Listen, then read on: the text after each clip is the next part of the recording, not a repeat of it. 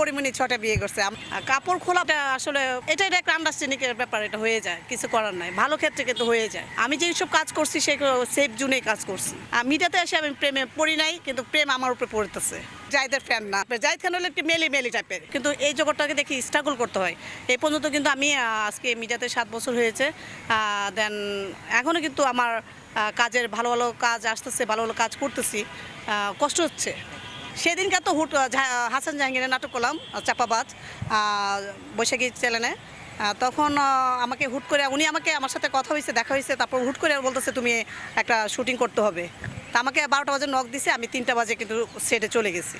তো তখন আমার ওই যে নাটকটা করছে, আমার খুব তখন তো খুশিতে সবাইকে জানাচ্ছি আমি একটা টিভি চ্যানেলে কাজ করেছি। পিছনে আসাটা একটু গল্পটা দেন, আমি আমার একটু ব্যক্তিগত আমার একটু কষ্ট ছিল।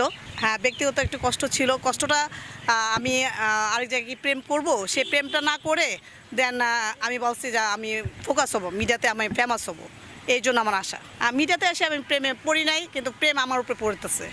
না, আমি পড়ি নাই, আমার উপরে পড়তেছে অনেক অনেক অনেক অনেক। এখনও প্রস্তাব আসতেছে, এখনও সুগার ডেডি হোক ভাইয়ারা হোক সবাই প্রস্তাব দিচ্ছে বা বিয়ের প্রস্তাব দিচ্ছে। হ্যাঁ, না কনফার্ম এখনও করি নাই, এখনও করি। এমনি আন্ডারস্ট্যান্ডিং ভালো, ফ্রেন্ড সার্কেল হিসেবে ভালো, বন্ধু হিসেবে। না, আমার কতটা হয়, এটা কখন হয় যখন আপনি ভালো কাজের ক্ষেত্রে গেলে কিন্তু হয়েই যায়। কাপড় খোলা ভালো না, কিন্তু কাপড়টা যখন ইন্ডাস্ট্রিতে এটা আসলে কি বলবো, ইন্ডাস্ট্রিতে আসলে এটা একটা আন্ডারস্ট্যান্ডিং এর ব্যাপার, এটা হয়ে যায়, কিছু করার নাই। ভালো ক্ষেত্রে কিন্তু হয়ে যায়। আমি যেই সব কাজ করছি সেগুলো সেফ জোনেই কাজ করছি। না, সিনেমাতে তো পরিমণি 6টা বিয়ে করছে, আমরা তো এখনো বিয়ে করি না, করবো বিয়ে করবো সামনে। সিনেমার মধ্যে বিয়ে প্রেমের গল্প ছিল, সবগুলি বিয়ে হয় নাই, প্রেমের গল্প ছিল। সেটা তো আমি বললাম উপরতলা, মানে ভাগ্য থাকলে যদি আমাকে প্রস্তাব দেয় তাহলে তো অন্যরকম এক্সাইটেড হয়ে যাব। না, ওনার ব্যবহারটা কিন্তু ভালো। উনি না কিন্তু অনেকেই সমালোচনা করে, ইনি কিন্তু প্রতিবাদ করে না। অন্যরকম ইনি একটা ভদ্র একটা ছেলে, এটা দেখতে হবে।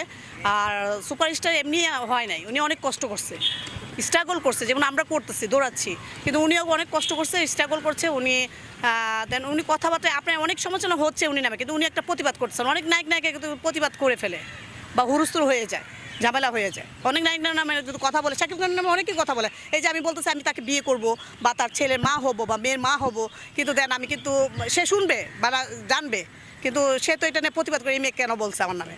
ভক্ত থাকতেই পারে, জাহিদ খানের যেন কেমন জানে লাগে আমার কাছে, আমার যেন কেমন জানে ভালো লাগে না, কেমন যেন একটা কেমন লাগে ভাইয়া।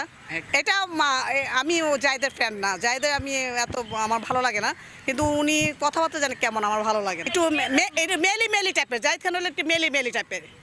উনি যদি পুরুষ হইতো তাহলে সে আজকে বিয়ে অনেকগুলি না, একটা পুরুষ কিন্তু একটা পুরুষের লক্ষ্য আছে।